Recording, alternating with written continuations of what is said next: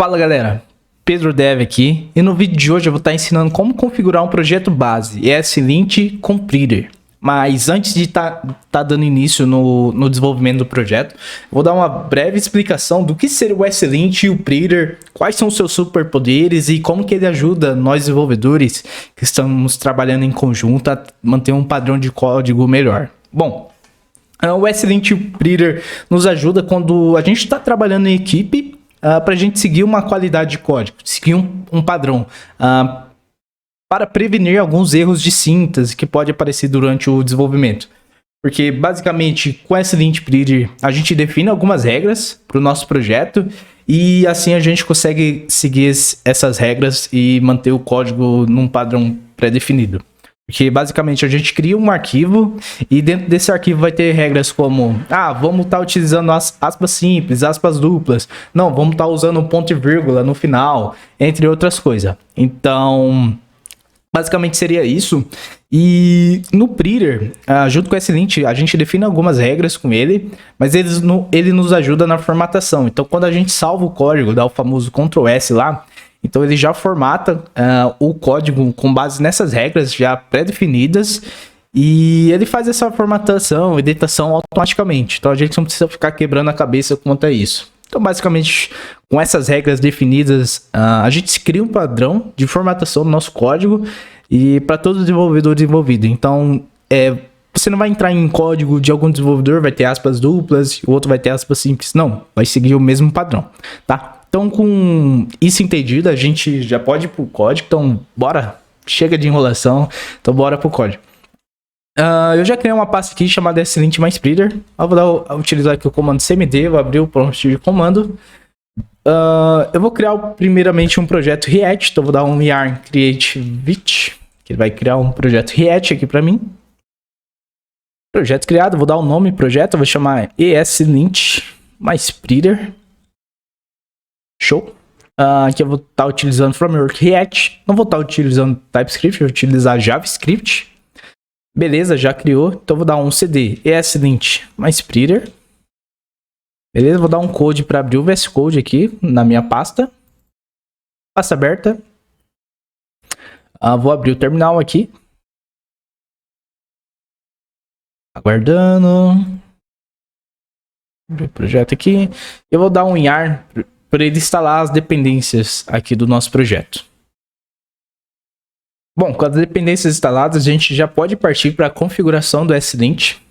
Então a gente vai começar aqui dando o comando yarn create ESLint /config. Ele vai estar instalando aqui as dependências e a gente já vai fazer a configuração. Beleza, agora ele começa a me fazer algumas perguntas da configuração, tá? E aqui ele está dizendo o quê? Se eu quero apenas checar a sintaxe, se eu quero checar a sintaxe e encontrar os problemas, se eu quero checar, encontrar os problemas e forçar um estilo de código. Eu vou selecionar a última opção. Pergunta qual que é o tipo de módulo que eu estou utilizando. Então, JavaScript Import Export. Qual é o meu framework? Estou utilizando React. Ele pergunta se eu estou utilizando TypeScript. Eu não estou utilizando TypeScript, então eu vou deixar a opção não. Ele pergunta em qual parte do nosso projeto está rodando, se é no servidor ou no browser. Então, se você utilizou um projeto para o back-end, você pode selecionar clicando na tecla espaço. Eu vou deixar apenas o browser, tá? Pergunta se a gente quer usar um estilo popular. Vou dizer que sim. Aqui tem algumas opções, Google, Airbnb. Eu vou estar utilizando Airbnb. E ele pergunta qual é o tipo do meu arquivo de configuração, extensão. Vou estar utilizando o JSON.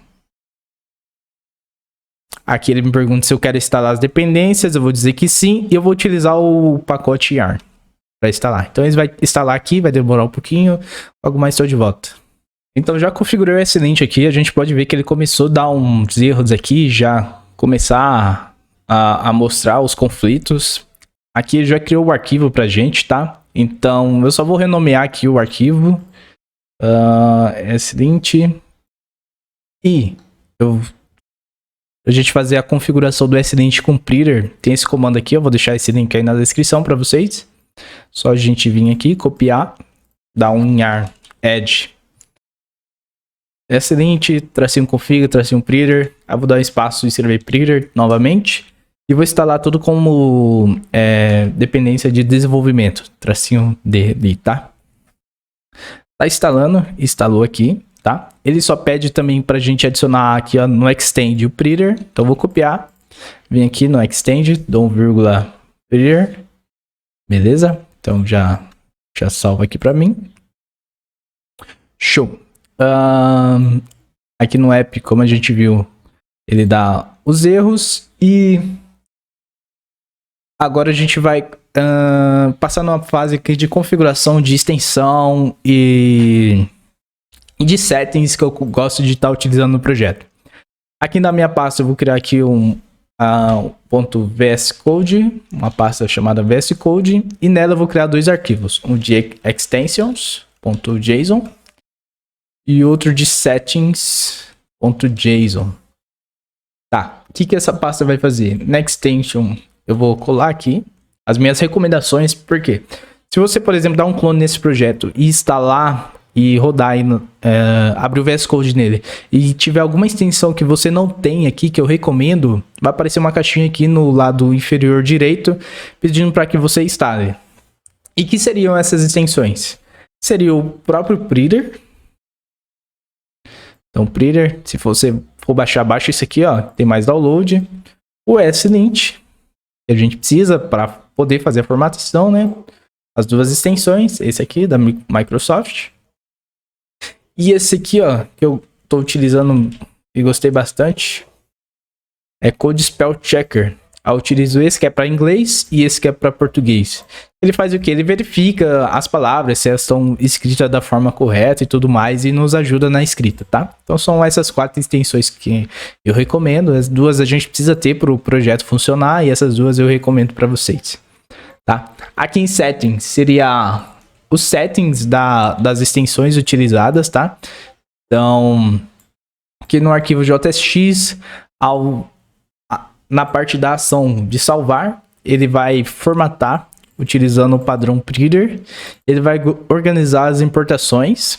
Quando eu salvar, ele vai dar um format sempre que eu salvar, então ele vai formatar automaticamente. E aqui seria que o Code Spell ele está habilitado para os arquivos JavaScript e nas linguagens de inglês, português, tá? Então basicamente seria essas configurações. Esse aqui de organizar a importação seria o que? Por exemplo, eu não estou utilizando os state, tá? Então ele mostra aqui para mim já que está sendo declarado, mas nunca está sendo lido e nem utilizado. Então quando eu salvar, ele já remove essa importação para mim, porque eu não estou utilizando, beleza? Então é para isso que funciona. Isso é bom porque se a gente importar alguma função, alguma imagem e não está utilizando, não deixamos o código poluído, tá? Então ele já faz essa limpa. Beleza? Feito isso, vamos estar configurando agora o ESLint para tirar, começar a ajustar esses conflitos. Então é só eu vir aqui no ESLint e aqui no ESLint tem umas regras já. Vou copiar aqui, eu vou colar aqui. Beleza, já salvei. Aqui as regras quer dizer que nos arquivos JSX ele vai começar a dar um YAR, vai começar a avisar a gente dos problemas. As extensões JS ou JSX, que é o que a gente está utilizando no projeto. E tem duas regras aqui, que é React, que está desligado, que seria o quê? A necessidade de fazer a importação do React no escopo dos meus projetos, tá? Que tenha um TSX. Então eu não preciso mais importar o React, por exemplo, ir lá e dar um import React from React. Eu deixo isso desabilitado, eu não preciso. E Common Dogger seria o que? A necessidade de ele ficar verificando. Por exemplo, tem um objeto e ele fica reclamando se tem vírgula no final ou não tem. Então eu desligo isso também. Tá? Eu vou criar o arquivo aqui agora, o printer, aqui na raiz do projeto, .printer rc. Não preciso colocar extensão JSON. E o printer tem umas regras aqui também. Opa. Bom, Eu vou voltar lá pro projeto, vou deixar o Prettier aqui do lado, porque aí sim eu vou explicando cada regra por vez aqui, escrevendo fica mais fácil. Coloquei as regras aqui do Prettier, vou excluir esse botão aqui, não vou utilizar isso, nem isso, tá? Eu vou deixar um botão aqui por enquanto, que eu vou utilizar daqui a pouco. Beleza, posso deixar assim. Tá. O que seria esse Arrow Parents? Basicamente, imagina que a gente tem um array de users e a gente tem uma função que a gente vai pegar um user pelo seu ID. Então, naturalmente, a gente vai receber um ID, vai fazer um users.filter, user, e a gente vai retornar o user ID igual ao ID, tá? Então, basicamente, seria essa função. E o que essa regra faz? Tem essa sintaxe que a gente pode escrever, que é não utilizar parênteses, né? Se é na mesma linha, algo assim. Eu não gosto muito dela, então, ao salvar, ele já faz o preenchimento dos parênteses para mim nessa função. Isso para mim facilita na visualização da função quais são os parâmetros que está recebendo, tá? Então, basicamente, toda vez que eu salvar, ele vai fazer essa formatação. Break space, imagina que a gente tem um user, tá? Break spacing. A gente aqui só vai trocar para objeto. E, por exemplo, eu tenho um nome Pedro e um age 25. Tá vendo que muito junto assim é meio ruim de ver? Não tem um espaçamento, algo do tipo, né? Então fica ruim a visualização. Então ao salvar, ele dá um alto espaçamento aqui dos objetos, organizando melhor o código pra gente. JSX break same line seria o quê? Vou colar aqui. Simulando esse componente button. Imagina que a gente tem um componente button, tá?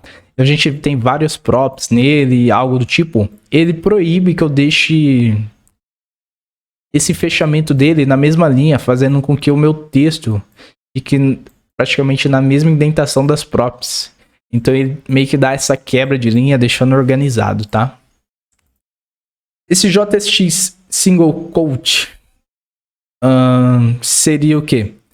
Aqui ele tira, por exemplo, aspas simples, tá? Então ele troca para aspas duplas. No print widget, por exemplo, eu tenho um texto, é a dimensão até onde vai minha linha, tá? Para ele poder quebrar, fazer a quebra de linha e organizar tudo. Então imagina que eu tô colocando tudo na mesma linha aqui. Então ele faz essa contagem para poder organizar. E aqui funciona junto, onde ele não vai quebrar as palavras. Por exemplo, ele vai deixar uma palavra sempre em conjunto, dando a quebra de linha, tá? Então funciona dessa maneira. Quote props. Então o quote props seria basicamente o quê? Imagina que eu tenho um objeto, tá? E esse objeto ele reclama porque nessa parte aqui eu preciso ter as aspas. Então ele automaticamente faz esse ajuste para mim, tipo, eu só coloco aspas se for uma propriedade que eu realmente preciso ter, senão ele não reclama, tá? Então é só se eu preciso ter. Então senão eu ia ter que colocar em todas, algo do tipo. Então ele só deixa onde eu preciso realmente ter. Semi seria a ponto e vírgula. Então se eu não quero ponto e vírgula, eu deixo falso, tá? E fica assim mesmo. Então ele remove. Se eu deixar true, ele adiciona ponto e vírgula. Single quote seria aspas simples fora aqui na parte de importação. Então ao salvar ele deixa aspas simples. Tab widget seria a indentação. Por exemplo, eu utilizo 2 de espaçamento, então ele já faz o ajuste para mim. Trailing comma é para ele entender a sintaxe de ECMAScript 5. Use tabs eu deixo falso, porque eu uso tab widget. E endline eu deixo alto, porque deixo automático aqui para ele adicionar uma linha no final ou não, tá? Então fica no automático. Feito isso, a gente já tem essa formatação aqui do ESLint mais Prettier. já começa a parar de dar erro, já troca, adiciona ponto e vírgula onde tem que adicionar, faz a formatação e tudo mais, tá? Então é isso, galera. Espero que eu tenha te ajudado. Deixa um like aí embaixo, comentário, compartilhe com seus amigos. Dê dicas para os próximos vídeos, tá? Espero tá agregando conhecimento aí para vocês, beleza? Vou estar deixando o link do GitHub aí embaixo, então vocês podem ir lá, já pegar todas as regras que eu utilizei no projeto, não precisa estar digitando. E o legal é que você pode criar um projeto base, tá adicionando style de component, configuração de style de components em base desse projeto, ou do Tailwind, para você não ficar toda vez que criar um novo projeto, ter que estar lá configurando. E basicamente você pode depois só dar um git clone e iniciar um projeto a partir dele, tá? Então basicamente é isso por hoje. Espero que tenha gostado e até a próxima. Tchau, tchau.